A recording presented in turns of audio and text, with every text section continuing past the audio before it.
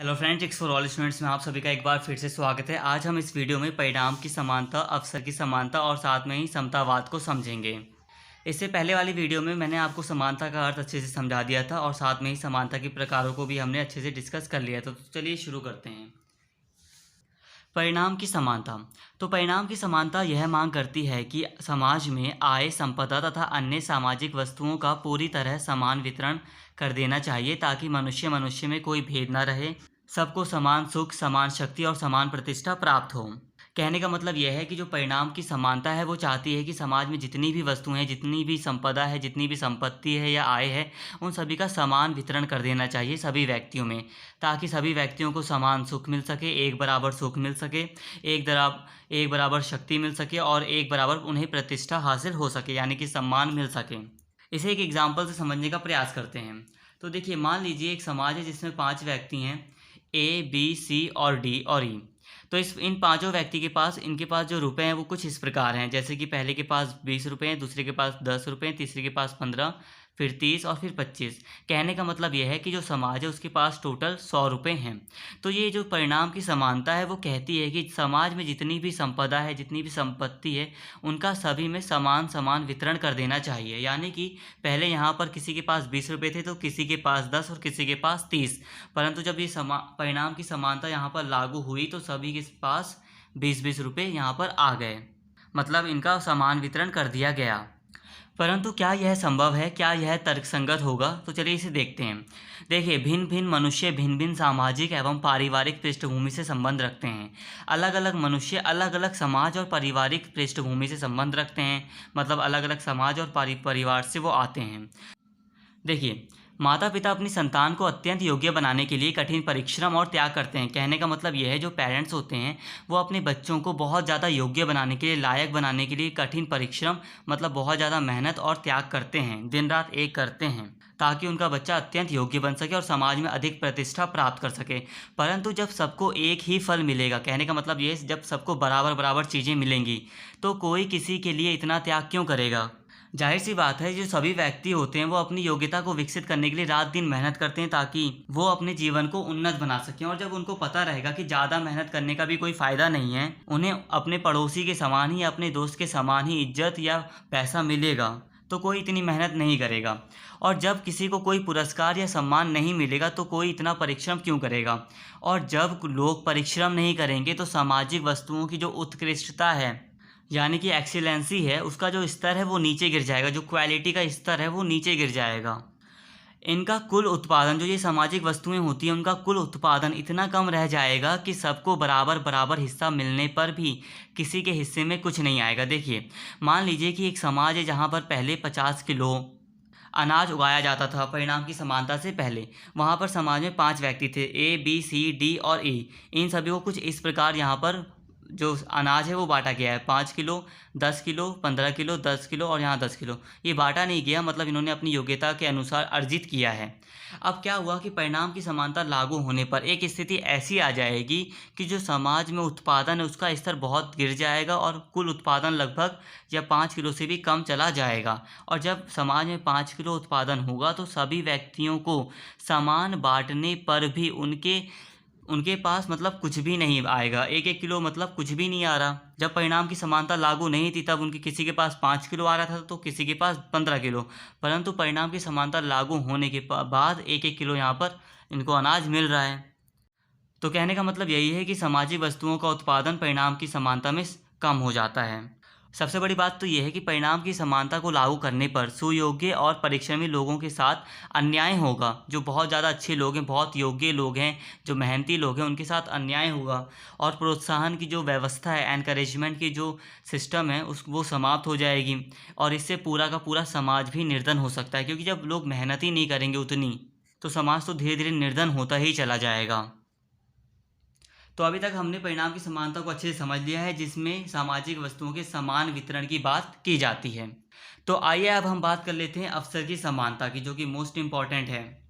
तो यहाँ ध्यान देने वाली बात यह है कि अवसर की समानता का अर्थ सिर्फ इतना ही नहीं है कि सभी को समान अवसर मिलने चाहिए।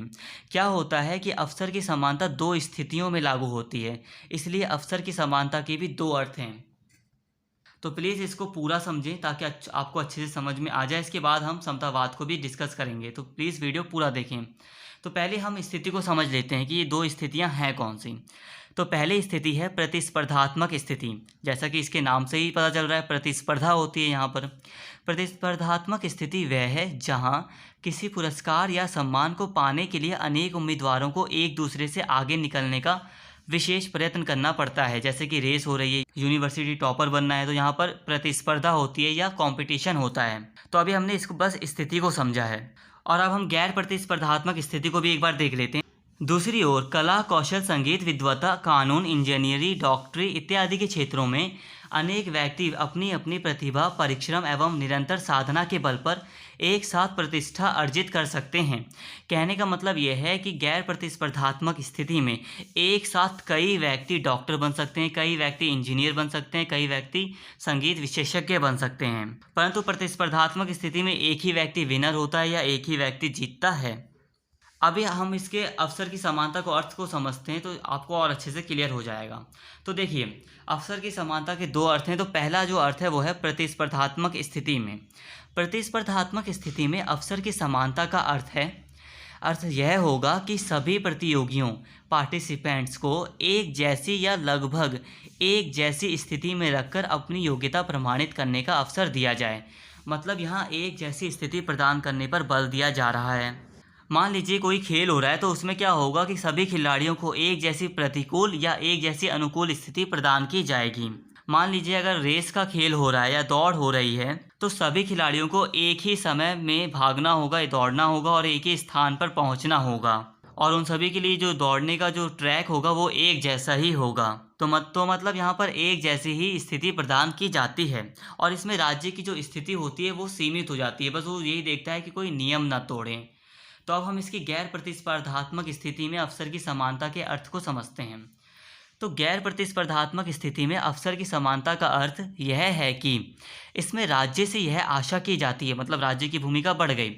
इसमें राज्य से उम्मीद की जाती है कि वह व्यक्तियों को उत्कृष्टता अर्जित करने में, मतलब अपनी योग्यता को विकसित करने में ठोस सहायता देगा। उदाहरण के लिए, राज्य को सब लोगों के लिए उचित जीवन यापन, स्वास्थ्य रक्षा, शिक्षा और उन्नति के समान अवसरों की व्यवस्था करनी चाहिए। मतलब यहाँ पर समान अवसरों की व्यवस्था राज्य करता है, एक जैसी स्थिति नहीं दे रहा है, यहाँ पर समान अवसरों की व्यवस्था कर रहा है। कहने का मतलब यह है कि अगर कोई व्यक्ति डॉक्टर बनना चाहता है तो उसे शिक्षा प्राप्त करने का अवसर प्रदान करेगा राज्य। यानी कि उसके लिए वो गरीब बच्चों के लिए वो स्कूल खोलेगा या उन बच्चों के लिए स्कूल खोलेगा जिन्हें शिक्षा नहीं मिल पा रही है, ताकि बड़े होकर वो बच्चे ये ना कह सकें कि हम डॉक्टर नहीं बन पाए क्योंकि हमें शिक्षा नहीं मिली। तो इसलिए राज्य क्या करेगा, समान अवसरों की व्यवस्था के अंतर्गत शिक्षा की व्यवस्था करेगा ताकि सभी लोगों को शिक्षा मिल सके, और जो पढ़ेगा, जो जितना अच्छा पढ़ेगा वो उतनी अच्छी पोस्ट पा सकता है, हासिल कर सकता है। मतलब अगर पढ़ेंगे तो डॉक्टर भी बन सकते हैं। तो प्रतिस्पर्धात्मक स्थिति में अवसर की समानता का अर्थ यही था कि एक जैसी स्थिति प्रदान की जाए। जैसे कि मान लीजिए अगर आप यूपीएससी का एग्ज़ाम दे रहे हैं, तो जो एग्ज़ाम का हॉल होगा, तो ऐसा नहीं होगा कि आपके एग्ज़ाम के हॉल में एसी लगा हो और किसी दूसरे यूपीएससी एस्पिरेंट के एग्ज़ाम हॉल में पंखा भी ना हो। मतलब एक जैसी स्थिति प्रदान की जाती है प्रतिस्पर्धात्मक स्थिति में। और गैर प्रतिस्पर्धात्मक स्थिति में सभी को मौके दिए जाते हैं कि आप आइए, आप भी ऐसा कुछ कर सकते हैं। अगर आपके अंदर योग्यता है तो आपको वो चीज़ ज़रूर मिलेगी। तो राज्य बस समान अवसर वहाँ पर देता है।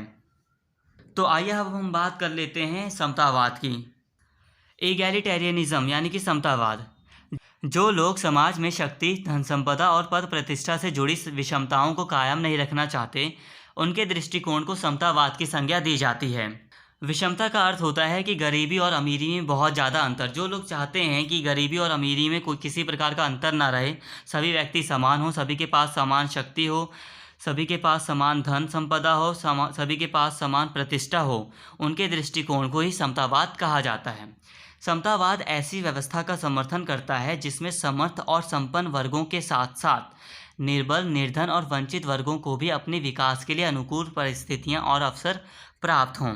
मतलब यहाँ संपन्न वर्ग को तो अवसर प्राप्त होते ही हैं, बट समतावाद चाहता है कि जो निर्बल और जो निर्धन वर्ग हैं उसको भी ऊपर उठने के लिए या आगे बढ़ने के लिए समान और अनुकूल परिस्थितियां प्राप्त हो सकें। समतावाद तात्विक न्याय व सामाजिक न्याय का समर्थन करता है। तात्विक न्याय का अर्थ ये होता है कि जो गरीब या वंचित वर्ग होते हैं उनको कुछ प्रकार का आरक्षण वगैरह दे दिया जाता है या उनके लिए कुछ सहायता का प्रबंध किया जाता है। और सामाजिक न्याय का अर्थ यही है कि समाज में उन्हें समान दर्जा मिल सके।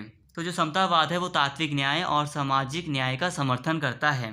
तो इस वीडियो में हमने परिणाम की समानता और अवसर की समानता और साथ में ही समतावाद को अच्छे से डिस्कस कर लिया है। और तो फ्रेंड्स, अगर आपको वीडियो अच्छी लगी तो प्लीज़ चैनल को जरूर सब्सक्राइब करें और वीडियो को लाइक करें और ज़्यादा से ज़्यादा इसे शेयर करें। Thank you.